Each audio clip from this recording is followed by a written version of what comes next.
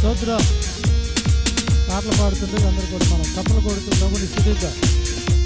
సర్వజనులారా చప్పట్లు కొట్టుకొని దేవుని యొక్క వాక్యం మనం తెలియజేస్తున్నాం. ఆ విధంగా మనం చప్పట్లు కొడుతూ ప్రభుని స్తుతిద్దాం. స్తోత్రం.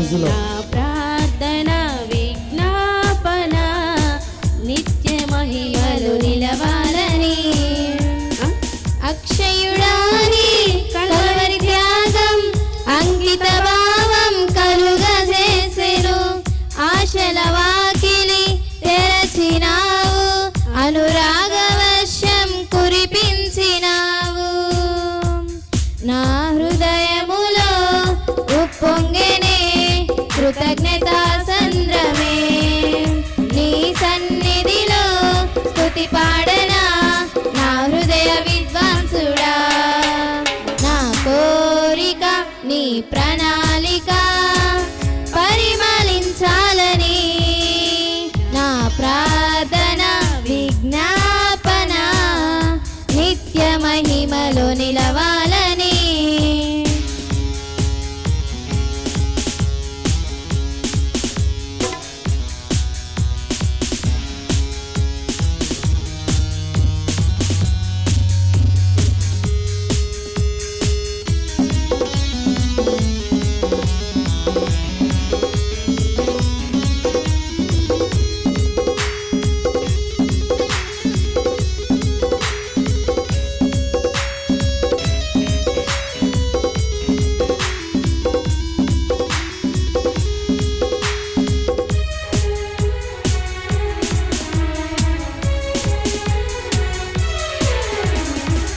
యథార్థవంతుల ఎడల నీవు ఎడబాయక కృప చూపి గాఢంధకారము కమ్ముకొనగా వెలుగు రేఖవై ఉదయించినావు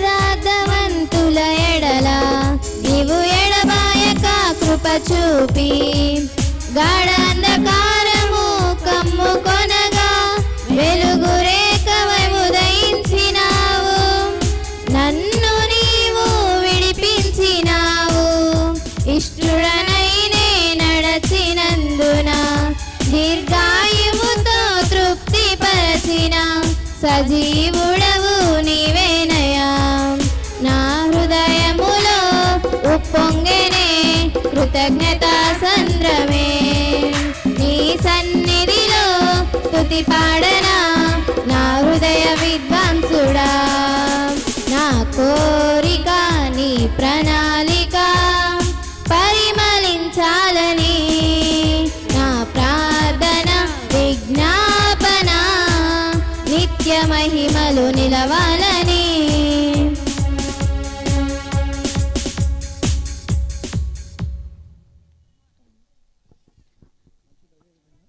అదేవిధంగా ప్రకటించిన రీతిగా సమయంలో మరి మమత అదేవిధంగా అనుష సహోదరులు వచ్చి ఒక పల్లవి ఉపచారణం పాట పాడి ప్రభునామాన్ని మహింపరచవలసిందిగా తెలియజేస్తా ఉన్నాం. మరి చక్కని పాట పాడి ప్రభునామాన్ని మహింపరిచినటువంటి సహోదరులకు ప్రత్యేకమైన వందనాలు. ఈ సమయంలో పాట పాడడానికి ముందుగా గణపారంలో దేవుని పరిచయం చేస్తున్నటువంటి దైవ సేవకులు అబ్రాహం గారు వచ్చి ప్రార్థనలు నడిపిస్తారు. ప్రార్థన